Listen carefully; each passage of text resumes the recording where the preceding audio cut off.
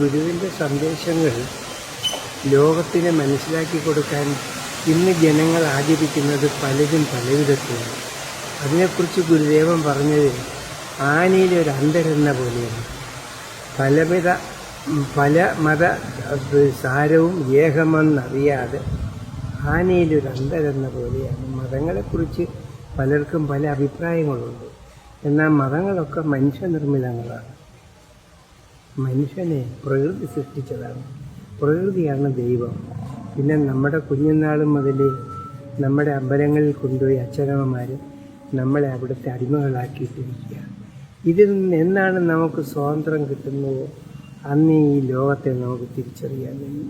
നല്ലതല്ലൊരുവൻ ചെയ്ത നല്ല കാര്യം മറപ്പത്, നല്ലതല്ലാത്തതുടനെ മറന്നിടുന്നതുത്തമം.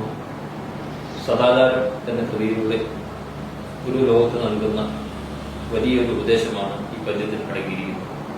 നല്ലതല്ല ഒരുവൻ ചെയ്ത നല്ല കാര്യം മറപ്പത്, നല്ലതല്ലാത്തത് ഉടനെ മറന്നു നേടുന്നത് ഉത്തമം എന്ന് ഗുരു നമ്മെ പഠിപ്പിക്കുന്നു. ഇതിന്റെ അന്തരാർത്ഥം ഇതാണ്: ഒരാൾ നമുക്ക് ഏതെങ്കിലും വിധത്തിലുള്ള ഒരു നല്ല കാര്യം, എന്തെങ്കിലും ഉപകാരം ചെയ്തിട്ടുണ്ട് എങ്കിൽ അതൊരിക്കലും മറന്നു കളയുന്നത് നല്ലതല്ല.